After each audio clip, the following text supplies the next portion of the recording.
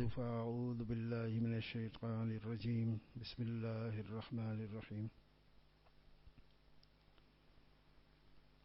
يا أيها الذين آمنوا ادخلوا في السلم كافة وقال تعالى الذي يوسوس في صدور الناس من الجنة والناس وقال رسول الله صلى الله تعالى عليه وسلم الحمد لله الذي رد أمره إلى الوسوسة.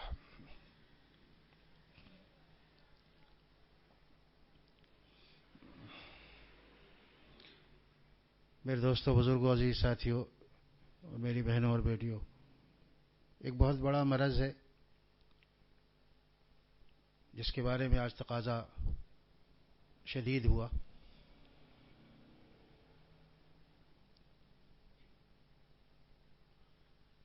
شدید پر ایک شعر یاد آیا. ہمارے استاد محترم حضرت قصری کانپوری کہتے ہیں کہ ان سے جب گفتگو مزید ہوئی خواہش زندگی شدید ہوئی. تو اس کا اثر بھی کچھ ایسا ہی ہے. دعا مانگی تو اللہ تعالیٰ سے گفتگو ہوئی، مناجات کا موقع ملا تو اللہ تعالیٰ نے یہ دل میں ڈالا، یہ بات دل میں ڈالی کہ اس مضمون کو بیان کروں. ان سے جب گفتگو مزید ہوئی خواہش زندگی شدید ہوئی.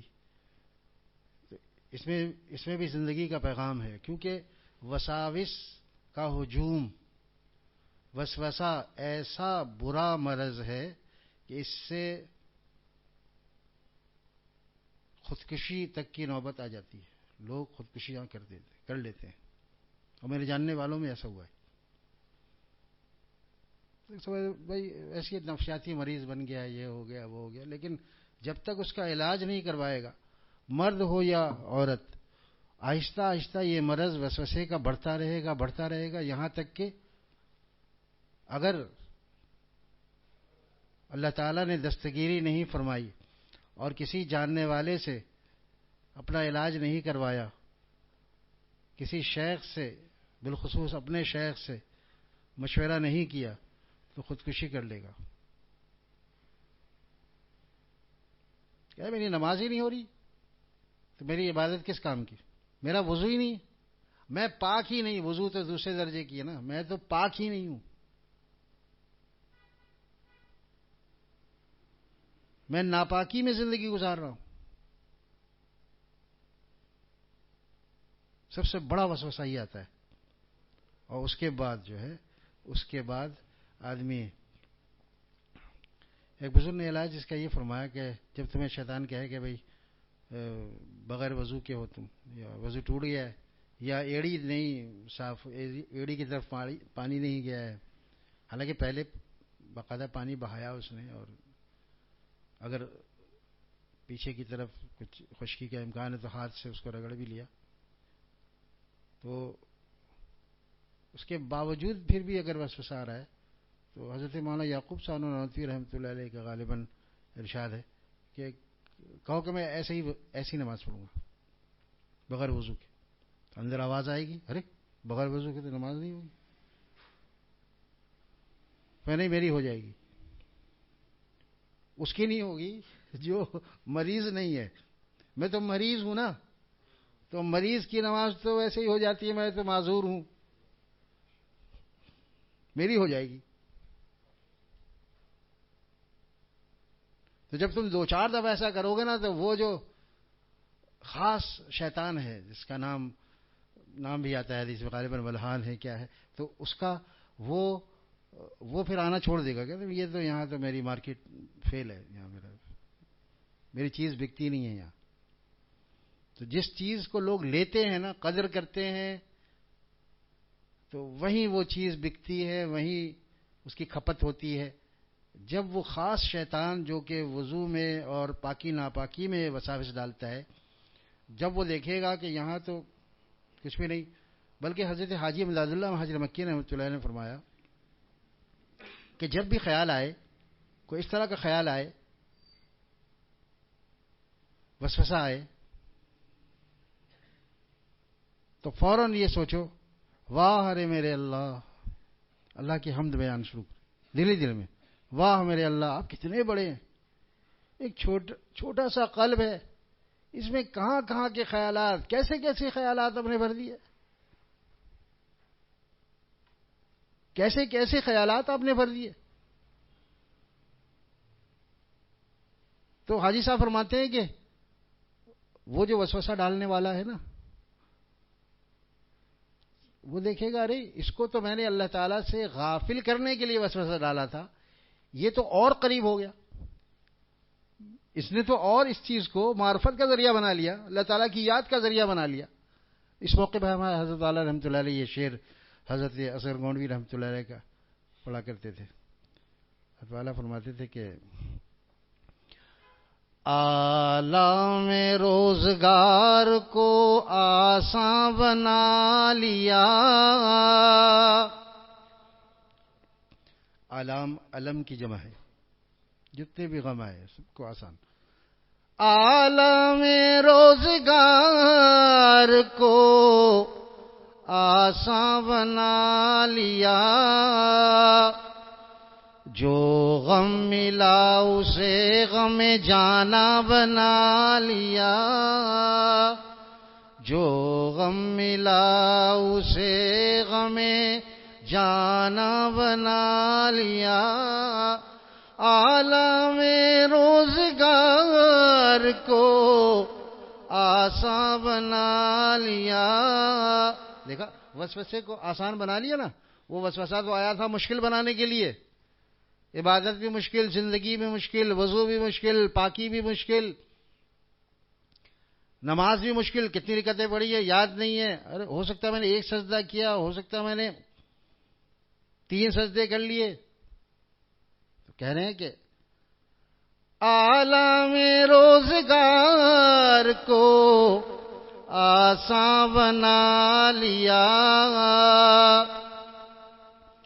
عالم روزگار کو آسان بنا لیا، جو غم ملا اسے غم جانا بنا لیا، جو غم ملا اسے غم جانا بنا لیا. تو سوچنا شروع کر دیں اسی وقت. اور یہ سوچنا چونکہ وساوس کو دفع کرنے کے لیے ہے، لہذا اس کا سوچنا مباح بلکہ نیکی ہوگی، نہ صرف جائز بلکہ نیکی ہوگی. اس پہ اجر ملے گا انشاءاللہ تعالی اس سوچنے پر. کیونکہ نہیں سوچیں گے تو ادھر ادھر بھٹکتے رہیں گے، خیالات آئیں گے. سوچنا شروع کر دو کہ واہ میرے اللہ آپ کیسے بڑے ہیں، کیسے عظیم الشان ہے کہ ایک چھوٹے سے قلب میں، اس میں کبھی میرے 1990 میں جو سفر ہوا تھا اس کا منظر آپ یہ شیطان جو ہے لا رہا ہے. یا اللہ اس ایک قلب میں آپ نے کیا کیا اور امریکہ جو کہ دیکھا نہیں ہے وہاں کے جو مناظر سنے ہوئے ہیں وہ بھی دل میں آ رہے ہیں.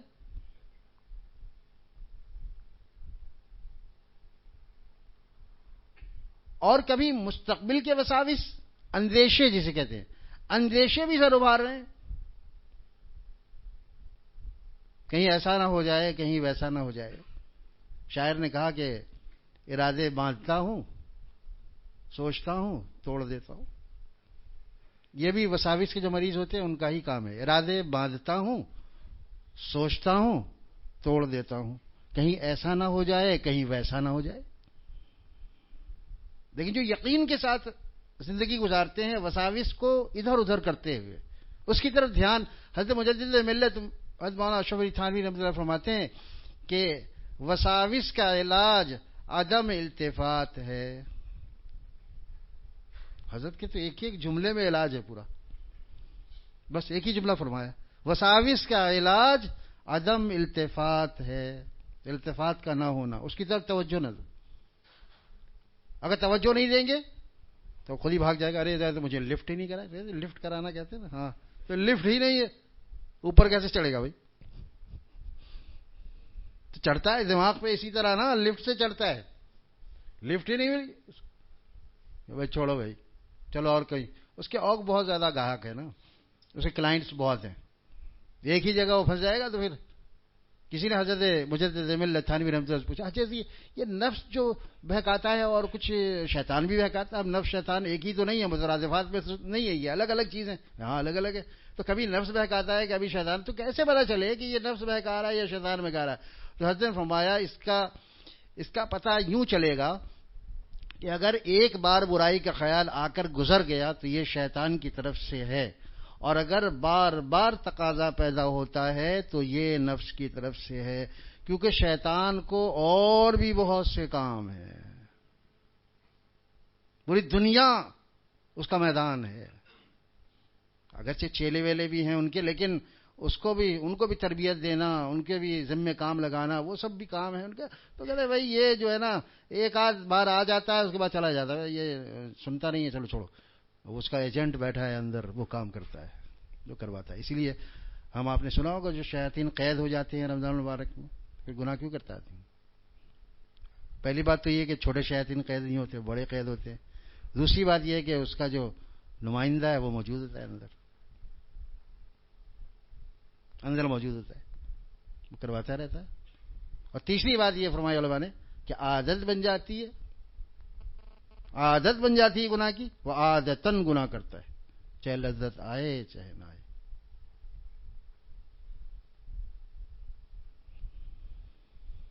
تو فرمایا کہ دھیان نہ دو، ٹھیک ہے، خیال آتا ہے آ جاؤ، ٹھیک ہے وضو نہیں ہے، ارے ہو سکتا ہے میرا وضو ٹوٹ گیا۔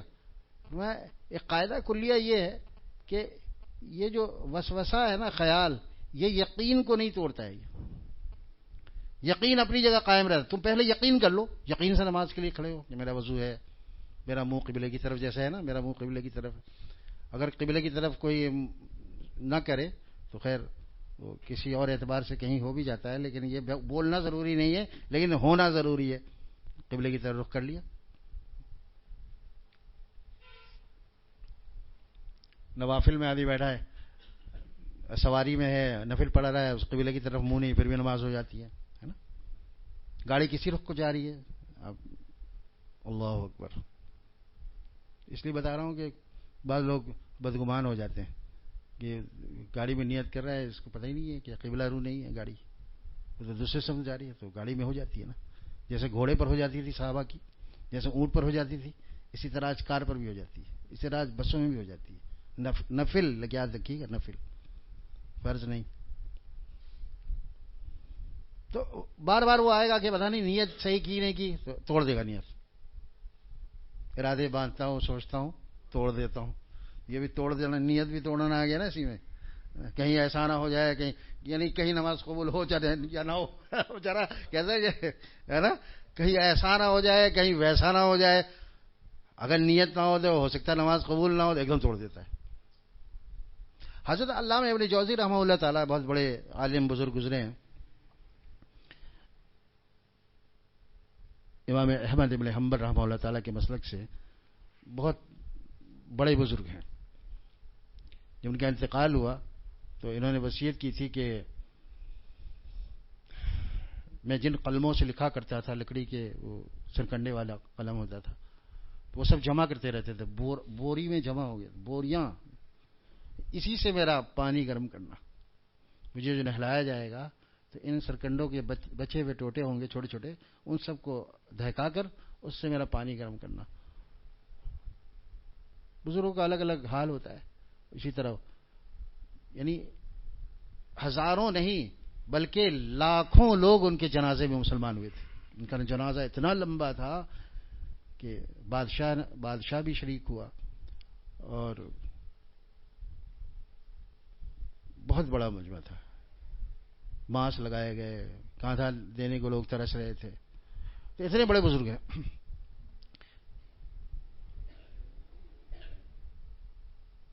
کسی نے آ کے ان سے کہا کہ وہ ایک آدمی ہے، میرا دوست ہے، وہ وضو کر لیتا ہے اور جب نماز کی جگہ آتا ہے تو کہتا ہے میں نے وضو نہیں کیا، دوبارہ جاتا ہے حوض پہ۔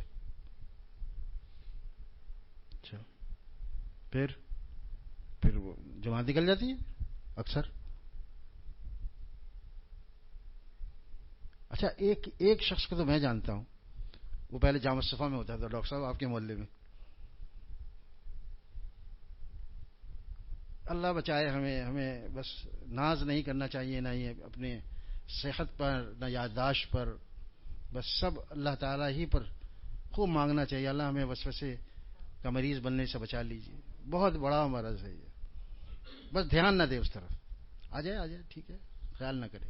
یقین ایک دفعہ کر لیا، بس وہ یقین پھر قائم رہتا ہے، وہ یقین قائم رہتا ہے. وسوسے کی وجہ سے یقین زائل نہیں ہوتا، یہ قاعدہ کلیہ ہے.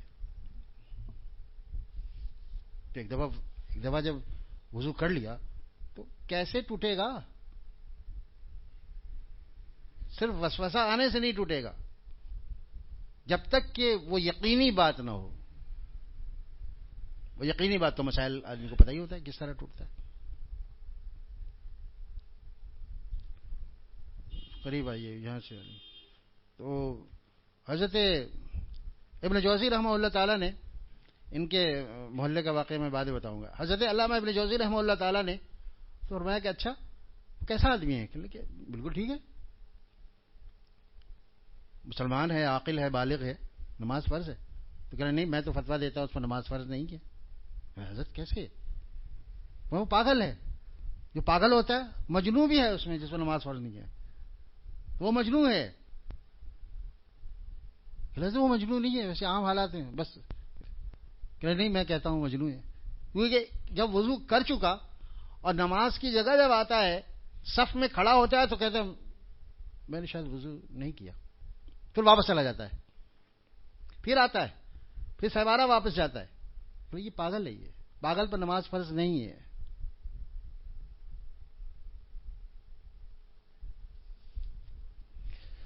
ہمارے جاننے والوں میں 2 یا 3 زیادہ 2 تو ہی ہیں جنہوں نے خودکشی کی ہے اس مرض کی وجہ سے. اس کو معمولی نہیں سمجھنا ہے، کینسر ہے یہ، کینسر.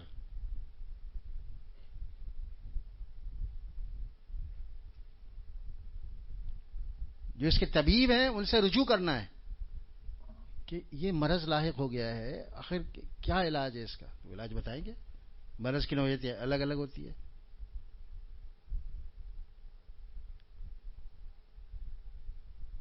پاکی ناپاکی میں ہوتا ہے، یا نماز میں ہوتا ہے، یا روزے میں ہوتا ہے، وضو میں ہوتا ہے، یا ایمان اور کفر میں ہوتا ہے. کہتے میں کافر ہو گیا، انا للہ. کیسے بھائی؟ بہت کفار مجھے بڑے اچھے لگنے لگتے ہیں کبھی کبھی، بہت اچھا. ایک صاحب نے حضرت مجدد ملت تھکیب الامت تھانوی رحمۃ اللہ سے عرض کیا، حضرت مجھے کفر کے وسوسے بہت آتے ہیں کہ میں کافر ہو جاؤں، میں کافر ہو جاؤں. تو فرمایا اس خیال کو تم اچھا سمجھتے ہو یا برا سمجھتے ہو؟ دیکھیے ہے مجدد ہیں، پوچھ رہے ہیں اس خیال کے آنے کو تم اچھا سمجھتے ہو یا برا سمجھتے ہو؟ بہت برا سمجھتا ہوں حضرت، بہت برا سمجھتا ہوں. میں سوچتا ہوں اگر اسی خیال کے ساتھ میری موت آ گئی تو کیا ہوگا. بس تم پکے مومن ہو، پکے مومن ہو، کوئی فکر نہیں.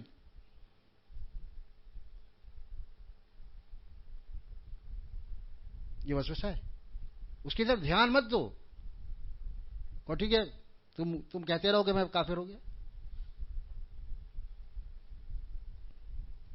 بلکہ ایک بزرگ کو تو آواز آتی تھی، تو چاہے جتنی عبادت کر لے تو کافر ہو کر مرے گا.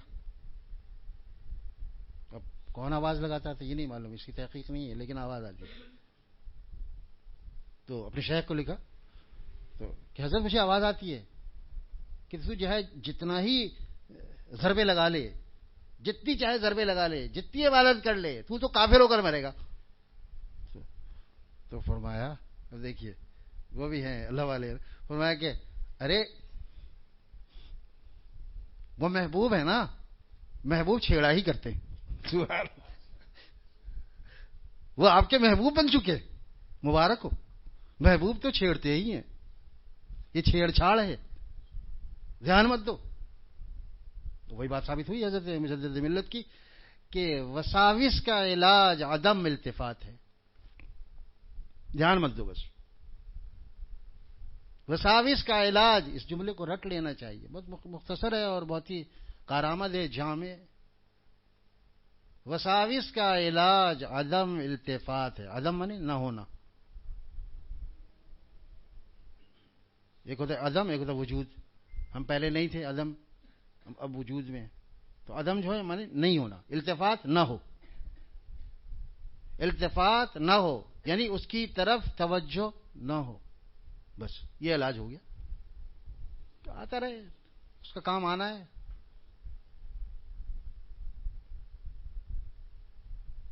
فرماتے تھے حضرت حاجی صاحب نے فرمایا، تھانوی رحمۃ اللہ فرماتے تھے کہ قلب ایک شاہراہ ہے. قلب ایک شاہراہ ہے، اس پر بادشاہ بھی گزرے گا، شاہزادہ بھی گزرے گا، وزیر بھی گزرے گا، مشیر بھی گزرے گا، اور جھاڑو لگانے والا بھی گزرے گا. جھاڑو لگائے گا، سڑک صاف کرے گا. سب کی گزرگاہ ہے. تم کیوں اعتراض کرتے ہو کہ یوں کیوں گزرا؟ کیوں نہیں گزرے گا؟ یہ سڑک ہے.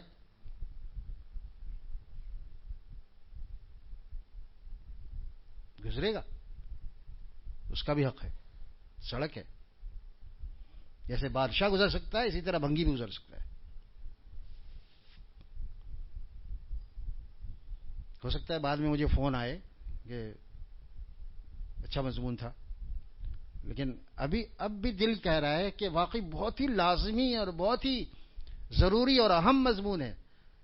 بہت سے لوگ اگرچہ بہت زیادہ وساوس کے شکار نہیں ہوتے، لیکن کبھی کبھی ہو جاتے ہیں، اور اتنے زیادہ ہوتے ہیں کہ پریشان ہو جاتے ہیں. فون بھی کرتے ہیں، خط میں بھی لکھتے ہیں. عورتیں بھی ایسی ہوتی ہیں. باقی ناک، باقی پی بھی، اور دیگر اور مسائل پہ بھی. تو اول تو یہ کہ دھیان نہ دے، مطلب خیال ہی نہ کرے، کوئی جیسے ہوا ہی نہیں ہے. میں بغیر وضو کے پڑھوں گا بس، ٹھیک ہے، تو کر لے کیا کرنا ہے. یہ میرا اور اللہ کا معاملہ ہے نا، تو بیچ میں کیا. ایک شاعر نے کہا محبت تیرا میرا مسئلہ ہے. کتنا سادہ شعر ہے، اس کو دیکھیے کیسے. لوگ کہتے ہیں کہ شعرا نثر میں کیوں نہیں لکھتے. تو ایسے مضامین نثر میں آ ہی نہیں سکتے. محبت تیرا میرا مسئلہ ہے. محبت تیرا میرا مسئلہ ہے. اس کے سامنے زمانہ درمیاں کیوں آ گیا ہے. محبت تیرا میرا مسئلہ ہے، زمانہ درمیاں کیوں آ گیا ہے.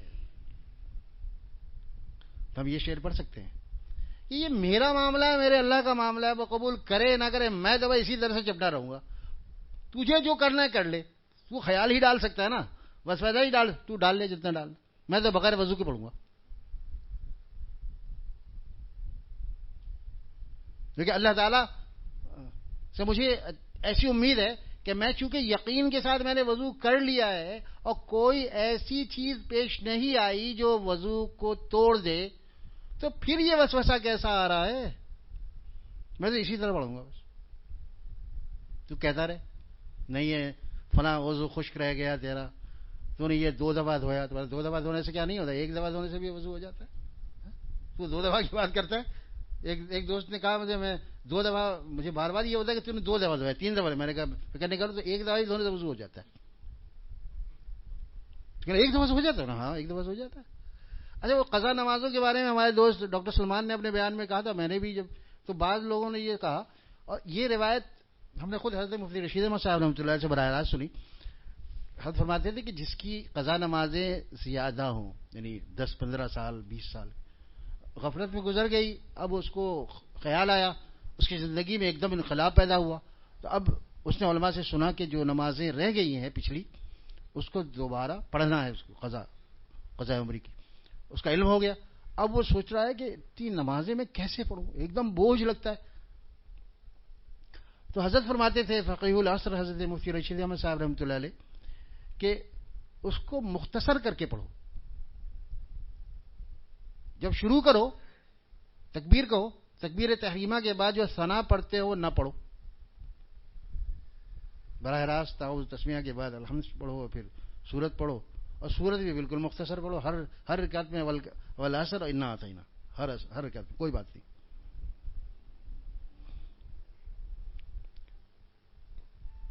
اور جب رکوع میں جاؤ تو ایک دفعہ پڑھو سبحان ربی العظیم سمیع اللہ لمن حمدہ, ربنا لک الحمد مت پڑھو. اللہ اکبر, سجدے میں گئے سبحان ربی الاعلی ایک دفعہ.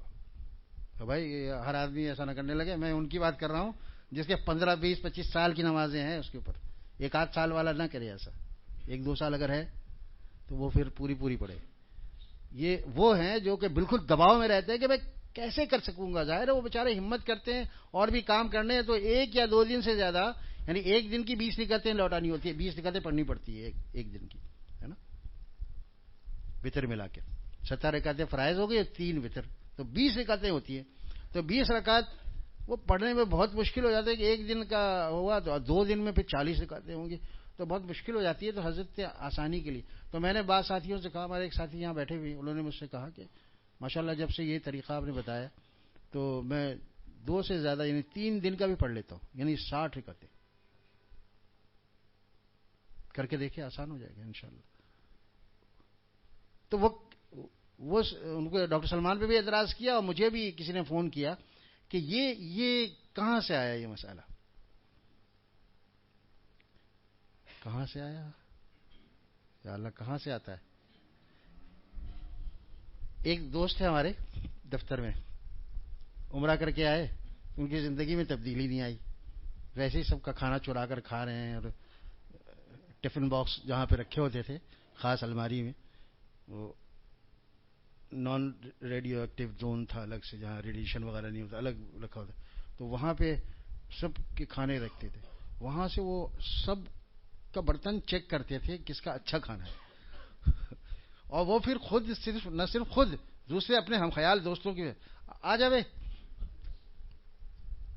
کھا لیتے تھے. اور عمرے کے بعد بھی وہی حال, عادت نہیں بدلی. تو لوگوں کو پتا تھا کہ یہ کرتے ہیں حرکت, کسی نے دیکھ لیا تھا.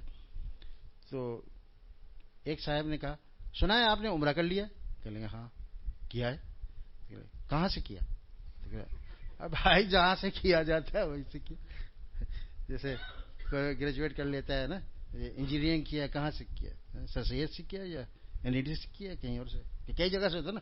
تو لیکن عمرہ تو ایک ہی جگہ سے ہوتا ہے. اسے پوچھتے تھے عمرہ کہاں سے کیا, وہ ایک دم ناراض ہو جاتے ہیں, عمرہ کہاں سے کیا جاتا ہے. کہ لگتا تو نہیں ہے کہ تم نے عمرہ وہیں سے کیا ہے جہاں سے لوگ کرتے. تو لوگ پوچھتے تھے یہ مسئلہ کہاں سے آیا. ارے بھائی فقہا نے بتایا, فقہا بھی فقیہ العصر صاحب حسن الفتاوی, جن کے بغیر جو ہے کتب خانے مکمل نہیں سمجھے جاتے. حسن الفتاوی کے بغیر کتب خانے مکمل نہیں سمجھے جاتے. کسی کو تعارف نہ ہو تو نہ ہو. اب اس جہل کا کیا علاج ہے. بسم اللہ.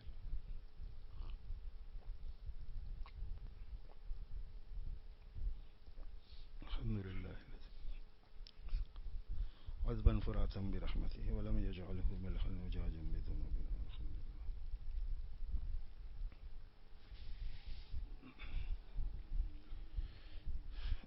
نوجوانی سے حضرت کی خدمت میں حاضری کا شرف تھا. الحمدللہ. لفظ شرف ہے, شرف نہیں ہے. وہ کہتے ہیں یہ شرف حاصل ہے, را پر زبر ہے, شرف, یہ شرف حاصل ہے. الحمدللہ. حضرت بھی بڑے محبت کرتے تھے, اور ابھی جتنے جامع رشید کے بڑے علماء ہیں سب جانتے ہیں مجھے, کہ اس زمانے سے سب جانتے تھے. استاد جی ہیں, ہم لوگ استاد جی کہتے تھے تب بھی. اب شیخ الحدیث ہیں, حضرت مولانا عبدالرحیم صاحب ہیں, اور ابو البابا صاحب ہیں دامت برکاتہ, سارے جتنے بڑے علماء ہیں, حضرت محمد صاحب ہیں, مفتی محمد صاحب ہیں, سب اس وقت ایسے بیٹھے. ہم بھی کنارے میں کہیں بیٹھے آتے تھے, ہمیں بہت محبت سے دیکھتے بھی تھے. میں کوئی بات پوچھتا تھا تو جواب بھی دیتے تھے. حالانکہ وہ خالص مفتیان کرام کی مجلس ہوتی تھی عصر کے بعد، جمعے کے علاوہ، جمعے کو عام مجلس ہوتی تھی، عام دنوں کی بات کر رہا ہوں. اس میں نے خود سنا ہے یہ کہ بھائی گھبرایا نہ کریں، کام کرنا شروع کر دیں. تھانوی رحمۃ اللہ فرماتے ہیں کہ کام سوچنے سے بڑھتا ہے، کرنے سے کم ہوتا ہے، کرنے سے کم ہوتا ہے. تو کرنا شروع کر دیں. اب کرنے میں آپ کو بوجھ لگتا ہے تو چلو میں ایک طریقہ بتاتا ہوں. تو پھر حضرت نے تو یہ طریقہ بتایا. تسبیحات مستحب ہیں، ان کو چھوڑ دینے سے اگر تمہارے فرائض کی تکمیل زیادہ ہو رہی ہے تو اس کو اختیار کرو. مستحبات چھوڑ دو، فرائض کی پھر جب فرائض ادا ہو جائیں گے، جب تمہاری نمازیں ساری ختم ہو جائیں گی جتنی قضا ہیں، تو اس کے بعد پھر تم نوافل پڑھنا، پھر خوب لمبی لمبی رکعتیں پڑھنا. پھر تم 3 دفعہ کیا 7 دفعہ پڑھنا، 9 دفعہ پڑھنا سبحان ربی العظیم سبحان ربی الاعلی. اس وقت پڑھنا، لیکن ابھی نہ پڑھو، کیونکہ ابھی تمہاری جو ترجیحی بنیاد ہے، جو لائق ترجیح چیز ہے، وہ یہ ہے کہ فرائض جو پہلے کے رہ گئے ہیں اور واجب جو وتر، وہ اس کی تکمیل ہو جائے. تو یہ اس کا آسان طریقہ یہی اللہ والوں کے ذہن میں آیا کہ تسبیحات کو کم کر دی جائیں، سورتیں چھوٹی کر دی جائیں، ثنا کو نہ پڑھا جائے، جو مستحبات ہیں اس کو بس روک دیا جائے، فی الحال ملتوی کر دیا جائے. حضرت والا فرماتے تھے ملتوی کا لفظ زیادہ مناسب ہے، کیونکہ بعد میں کرنا ہے نا. موقوف کا لفظ بے ادبی ہے، موقوف کرنے کا لفظ بے ادبی ہے. ملتوی کرنا درست لفظ ہے. ابھی مستحبات ملتوی کر دیے جائیں، جب فرائض کی ادائیگی ہو جائے گی اس کے بعد خوب نوافل پڑھنا، اوابین بھی پڑھنا، چاش بھی پڑھنا، اشراق بھی پڑھنا، اللہ توفیق دے تو رات کو تہجد میں بھی پڑھنا، اس کو کوئی منع نہیں کرے گا. یہ ابھی جو آپ اعتراض کریں یہ قبل از وقت ہے، ابھی علماء پر اعتراض نہ کریں. آپ سے تو پوچھا ہی نہیں جائے گا نا. اگر آپ نے ایک دفعہ تسبیح پڑھی یا ثنا نہیں پڑھی یا سورت چھوٹی پڑھ لی تو آپ سے اس کی پوچھ نہیں ہوگی، ایک عمومی بات ہے. اور اگر پوچھ ہوئی بھی تو آپ حوالہ دے دیں، ہمیں مفتی صاحب نے بتایا تھا. صحیح ہے. ہاں آپ پر تو کوئی بھی الزام نہیں ہے، بلکہ ہم پر تو کوئی الزام نہیں ہے. اگر کوئی پوچھ کر چلتا ہے نا تو سب کے ذمہ دار علماء ہیں، مفتیان کرام آسانی سے نہیں مسئلہ بتاتے. اس لیے بہت سے علماء کو جو کہ باقاعدہ فارغ التحصیل بھی ہیں وہ بھی آسانی سے ایک دم نہیں بتا دیتے، یاد کرتے ہیں، پھر کہتے ہیں اچھا نہیں مجھے اس میں شبہ ہے، بعد میں پوچھیے گا. پھر کتاب دیکھتے ہیں، اس کے بعد بتاتے ہیں.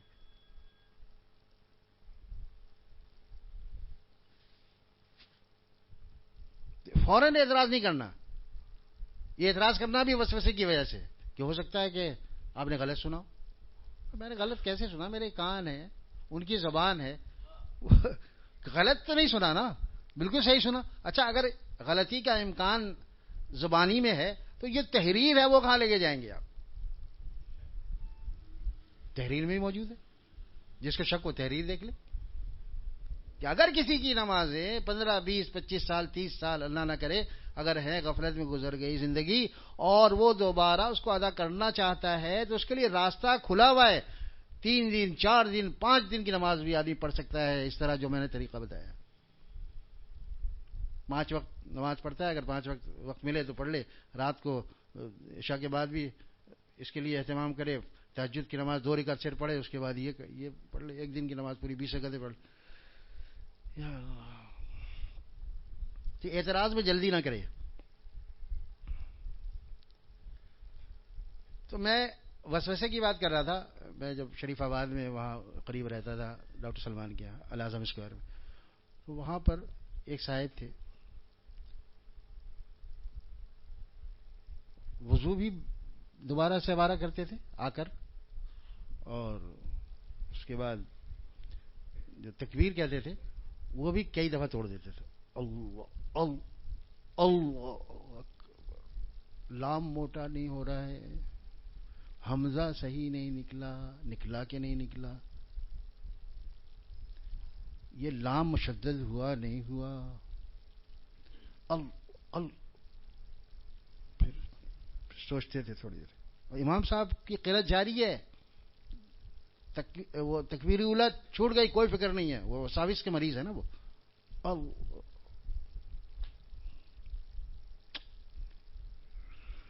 اللہ اکبر. بعض لوگ ہنستے تھے لیکن میں نے کہا ہنسو نہیں، مریض ہے، مرض پر نہیں ہنسنا چاہیے. یہ بیچارہ علاج نہیں کرواتا، اگر یہ کسی جاننے والے کے پاس چلا جائے تو اس کا علاج موجود ہے.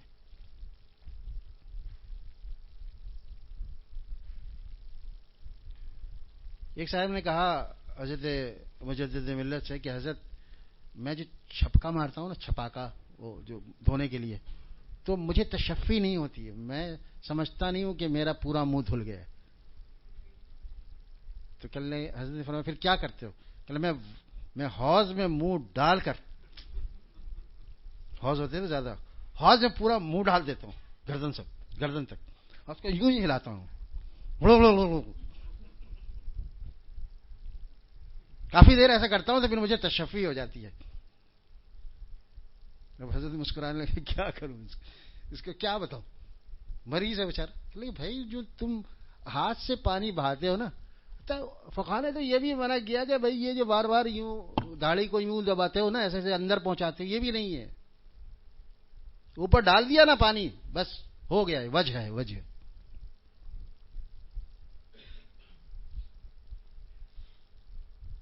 ایسا ایسا کرنا نہیں ہے، یوں بار بار پانی لے کے اس طرح. ہاں جس کی داڑھی کے بال چند ہیں، بہت ہلکی داڑھی ہے، تو وہ پھر کرے. اس کے گھنی داڑھی ہے اس کے لیے ایسا نہیں ہے.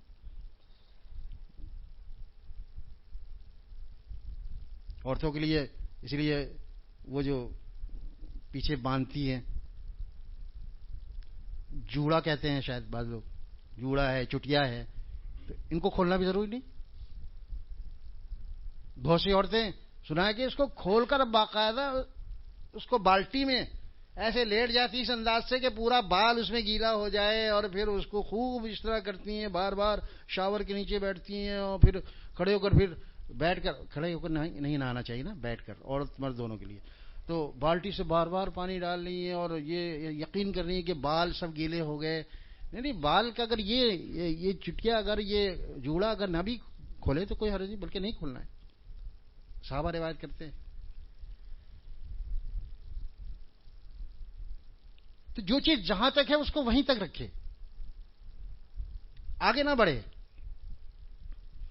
پھر آدمی وساوس کا مریض ہو جائے گا، اور پھر نفسیاتی مریض ہوگا، اور پاگل بھی ہو جائے گا، اور پھر خودکشی بھی. یہ درجات بتا رہا ہوں میں. وسوسے کا مریض، پھر نفسیاتی مریض، پھر پاگل، اور اس کے بعد خودکشی. اور یہ کوئی مفروضہ نہیں ہے، مشاہدہ ہے، مفروضہ نہیں ہے. یعنی فرض کی ہوئی بات بیان نہیں کر رہا، آنکھوں دیکھی بات بیان کر رہا ہوں، اور بڑوں کی جو تحریریں ہیں، بڑوں کے جو بیانات ہیں، ان سے اخذ کیا ہے. اس کو چھوٹا مرض نہیں سمجھنا ہے. اگر کسی کو کسی درجے میں جزوی طور پر بھی لاحق ہے یہ مرض، تو فوراً علاج کروائے. یہ نہ سوچے کہ میں کبھی کبھی ہوتا ہے، کبھی کبھی نہیں، پوچھ لو. پھر کبھی کبھی آگے بڑھ جائے گا، پھر ایک میں ہوتا ہے دوسرے میں شروع ہو جائے گا. مردوں کو بھی عورتوں کو بھی اس بات کا خیال رکھنا ہے کہ کبھی وسوسہ آئے تو اس کی طرف دھیان نہ دے. عدم التفات اس کا علاج ہے. حضرت مجدد ملت رحمۃ اللہ نے فرمایا وسوسے کا علاج کیا ہے؟ عدم التفات.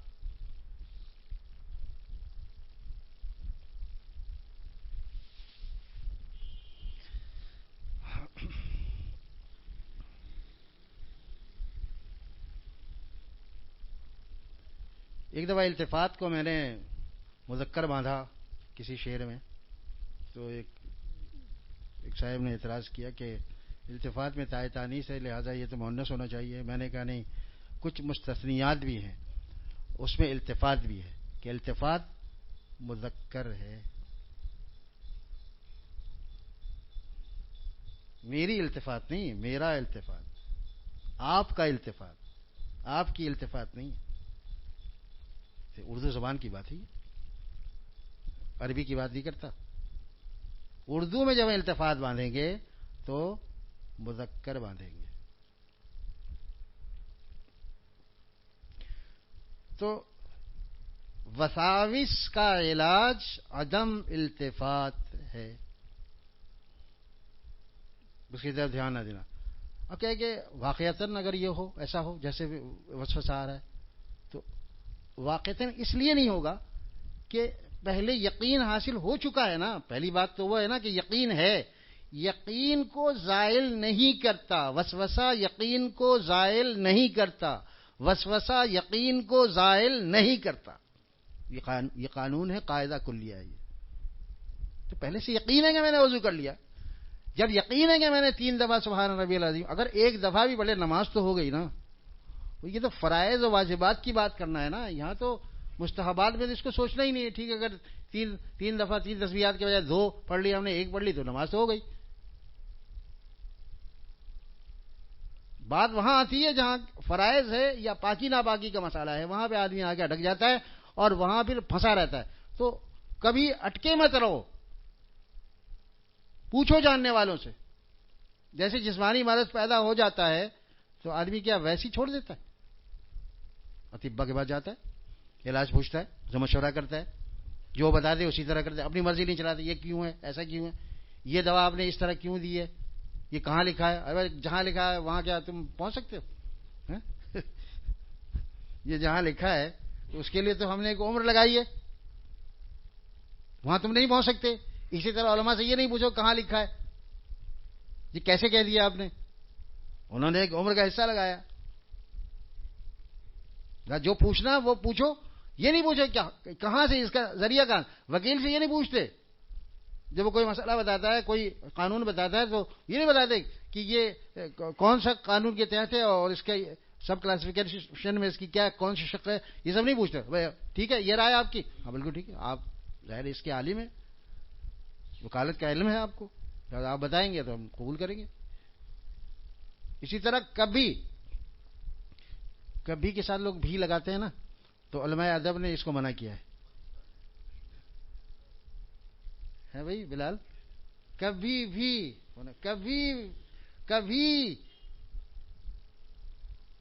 بھی نہیں لگانا.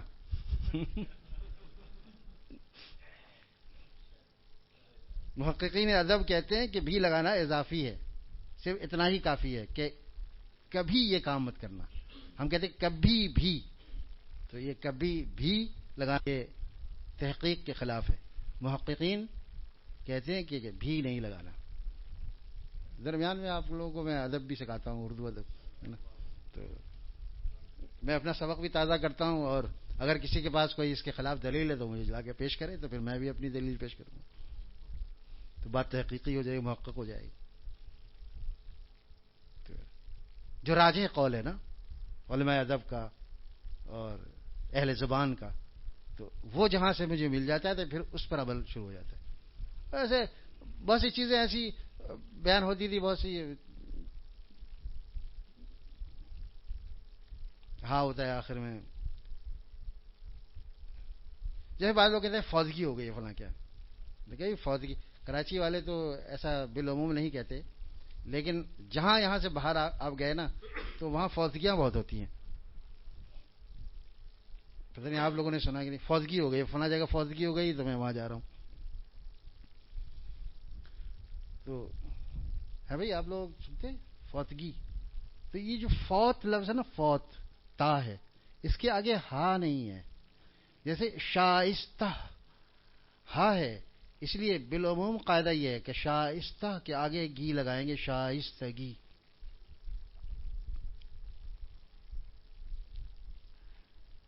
درست کو درستگی لکھنا غلط ہے، درستی کہیں گے.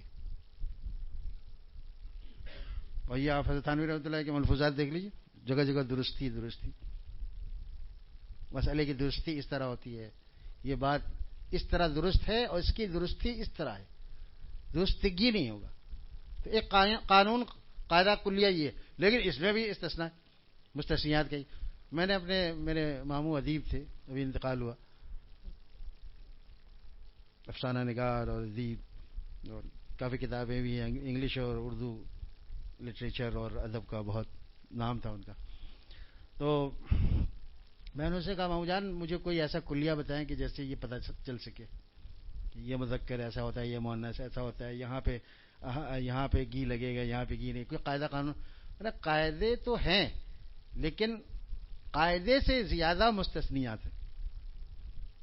تو ان کا پھر آدمی کیسے صحیح علم سیکھے گا، کیسے زبان سیکھے گا؟ مطالعہ کرو، اپنے بڑوں کی کتابوں کا مطالعہ کرو، اس سے پتہ چلے گا کہ بڑوں نے اس لفظ کو کیسے برتا ہے، اس لفظ کو برتا کیسے ہے. لفظ کے برتنے کا سلیقہ ہوتا ہے، وہ بڑوں کو آتا ہے. خیر اس سے کوئی وسوسے کا تعلق نہیں ہے، بات ضمناً آ گئی.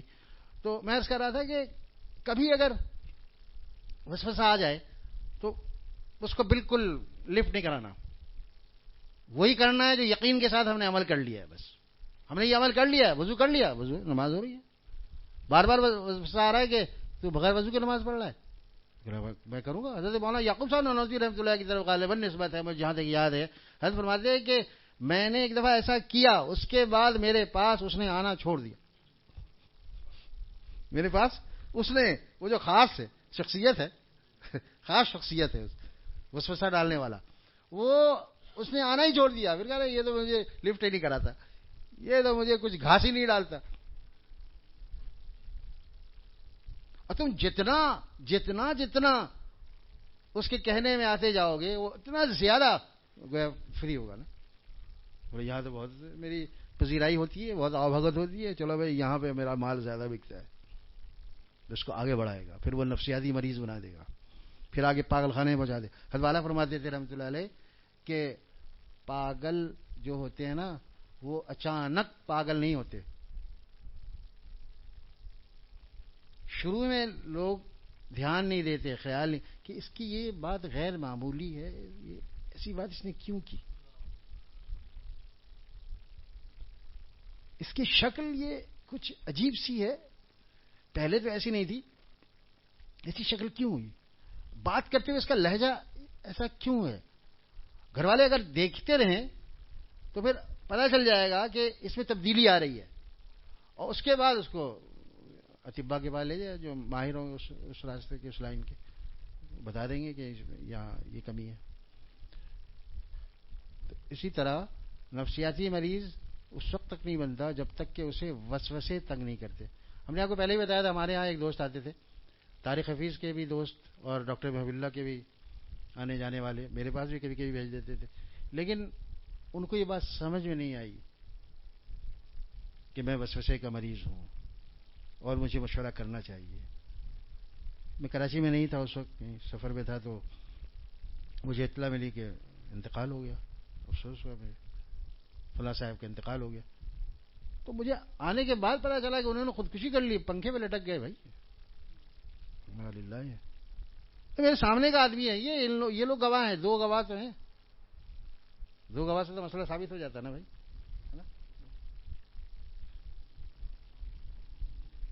یہ لوگ جانتے ہو، یہ لوگ مشورہ بھی لیتے تھے اور بار بار میرے پاس بھیجتے بھی تھے، آ جاتے تھے کبھی کبھی، لیکن بہت کم آتے تھے.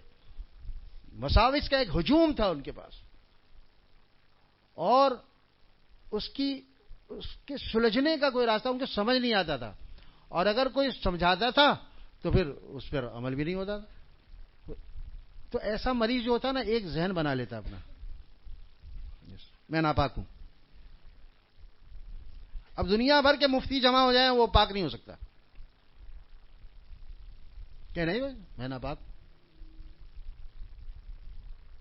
اس پہ پورے بیانات ہیں، ادوالا کے بھی، تھانوی رحمۃ اللہ کے 3 گھنٹے کے بیانات ہیں. میں 1 گھنٹے میں کیا عرض کروں، میری یادداشت بھی اتنی نہیں ہے. عجیب واقعات ہیں. اس کو معمولی مرض سمجھ کر نظر انداز نہیں کرنا چاہیے، نہ خود اپنا، نہ بچوں کا، نہ گھر والوں کا. اگر کوئی غیر معمولی چیز دیکھیں تو اندازہ کر لینا چاہیے کہ اب یہ مرض کی طرف ہے، ان کا یہ جو رجحان ہے یہ مرض کی طرف ہے، اس کا علاج ہونا چاہیے.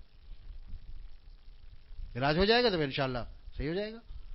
شروع میں اگر کوئی سا بھی مرض ہو نا، اگر شروع میں علاج ہو جاتا ہے تو صحیح ہو جاتا ہے.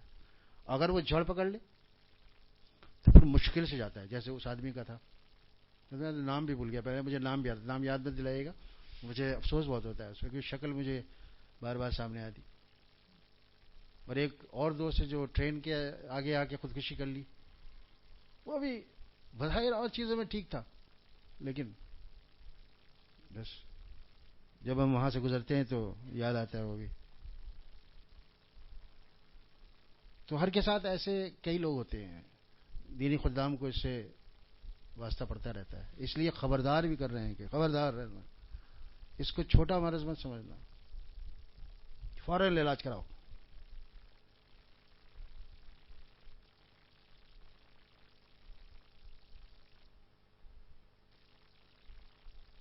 اگر کہہ دیا جائے کہ ٹھیک ہے آپ پر نماز فرض نہیں ہے تو اب سوچ لیں آپ کیا کہیں گے. آپ کیسے نماز فرض نہیں ہے؟ کیا میں پاگل ہوں؟ تو آپ کی وہ حضرت مفتی رشید احمد صاحب رحمۃ اللہ فرماتے ہیں، ایک آدمی آیا میرے پاس کر لے کہ آپ لوگ کہتے ہیں کہ آج کل نل کا زمانہ ہے نا، نل کے نیچے کپڑے رکھ دو اور یہ خیال ہو جائے، یقین ہو جائے کہ وہ ناپاکی دھل چکی ہوگی اور نچوڑ دو، بس پاک ہو گیا. 3 دفعہ لوٹے سے یا جگ سے پانی بہانا جیسے پہلے ہوتا تھا وہ نہیں ہے، اب نل کا ہے تو نل کے نیچے آپ دیر تک رکھیں اور یہ یقین ہو جائے کہ وہ ناپاکی گزر چکی ہوگی، دھل چکی ہوگی اور نچوڑ دیں، بس پاک ہو گیا. تو فرمایا کہ نہیں، ایسے تو پاک نہیں ہوتا. پتہ ہے میں کیسے پاک کرتا ہوں؟ تو حضرت مفتی صاحب کو بتا رہا ہے، میں خوب زور سے کرتا ہوں اور جب تک کی آواز نہیں آ جاتی مجھے یقین ہی نہیں ہوتا کہ میرا کپڑا پاک ہو گیا. حضرت فرماتے تھے، مجھے شاید پتہ نہیں آپ نے سنا ہے نا، ماشاءاللہ یہ پرانے گواہ ہیں ہمارے پاس. بہت زور سے کی آواز نہیں آتی، مجھے یقین ہی نہیں ہوتا کہ میرا کپڑا پاک ہو گیا ہے. قطرہ ٹپک رہا کی آواز آتی تو اس کے بعد بھائی یہ جو ہے نا یہ سب شیطانی چکر ہے، اس کے دھیان ہی دے لینا. حضرت مجدد ملت کا قول یاد رکھنا ہے کہ وساوس کا علاج عدم التفات ہے. وساوس کا علاج عدم التفات ہے، اس کی طرف توجہ نہیں دینا. اور اگر توجہ دینا ہے تو وہ اس طرح دینا جیسے حاجی صاحب نے طریقہ بتایا. کون سا؟ ہاں، عالم روزگار کو آسان بنا لیا، عالم روزگار کو آسان بنا لیا، جو غم ملا اسے غم جانا بنا لیا. یہ سوچنا کہ اللہ آپ کیسے عظیم الشان قدرت کے مالک ہیں، آپ کتنے عظیم ہیں کہ چھوٹے سے قلب میں دنیا بھر کی چیزیں بھر دیں. میں ایک طرف متوجہ نہیں ہو پا رہا، یا اللہ میں نماز میں ہوں لیکن کہاں کے خیالات آ رہے ہیں، یا اللہ آپ کتنے بڑے ہیں. واہ! تو شیطان تو آیا تھا ہمیں اللہ سے دور کرنے کے لیے، اور وہ آدمی یہ سوچ کر اور قریب ہو گیا اللہ سے. اس نے اللہ کی بڑائی سوچی، اس نے اللہ کی عظمت سوچی اور قریب ہو گیا. اللہ تعالی ہم سب کو عمل کی توفیق عنایت فرما دے. وآخر دعوانا ان الحمد للہ رب العالمین. جزا اللہ تعالی عنا محمد ما هو اہل. یا اللہ یا رحمان یا رحیم، جو کچھ بیان ہوا نثر میں اور نظم میں اللہ قبول فرما لیجئے. یا اللہ ہم میں سے جو لوگ بھی اس کے مریض ہیں اللہ ان کو مکمل شفا عطا فرما دیجئے، مکمل صحت عطا فرما دیجئے. یا اللہ یا رحمان یا رحیم، یقین بڑی دولت ہے عطا فرما دیجئے. یا اللہ یقین بڑی دولت ہے عطا فرما دیجئے، یقین بڑی دولت ہے عطا فرما دیجئے. اس کے مقابلے میں جو وہم ہے وساوس ہے ان سے نجات دے دیجئے. ہم سب کو نجات دے دیجئے یا اللہ یا رحمان یا رحیم. ماہرین سے رجوع کرنا آسان فرمائیے، اطباء سے رجوع کرنا آسان فرمائیے، قبول فرما لیجئے، رد نہ فرمائیے، عطا فرمائیے، محروم نہ فرمائیے، بخش دیجئے، عذاب نہ دیجئے یا اللہ یا رحمان یا رحیم. ہم میں سے جو لوگ دنیا سے چلے گئے ان کی مغفرت فرما دیجئے، جو لوگ بیمار ہیں انہیں شفا عطا فرما دیجئے. ہم سب کو روحانی جسمانی بیماریاں جتنی ہیں سب میں صحت کاملہ عاجلہ مستمرہ عطا فرما دیجئے یا اللہ قبول فرما لیجئے. ہمیشہ ہمیشہ کی زندگی آنے والی وہاں کی تیاری کی توفیق عنایت فرما دیجئے یا اللہ. جب ہم آپ کے سامنے پیش ہوں تو اس حالت میں پیش ہوں کہ آپ ہمیں دیکھ کر خوش ہو جائیں یا اللہ. ایسے اعمال کی توفیق دیجئے جن سے آپ راضی ہوتے ہوں، ایسے اعمال سے بچا لیجئے جن سے آپ ناراض ہوتے ہوں. اے اللہ رضا والی جگہ یعنی جنت عنایت فرما دیجئے، ناراضی والی جگہ یعنی جہنم سے بچا لیجئے، قبول فرما لیجئے. آپ کے حبیب صلی اللہ تعالی وسلم نے جتنی خیریں عطا فرمائی ہیں وہ خیریں ہمیں بھی عطا فرمائی. جن شرور سے پناہ مانگی ان شرور سے ہمیں بھی پناہ عطا فرما دیجئے. ربنا تقبل منا انك انت السميع العليم وتب علينا انك انت التواب الرحيم. وصلى الله تعالى على خير خلقه محمد وآله وصحبه.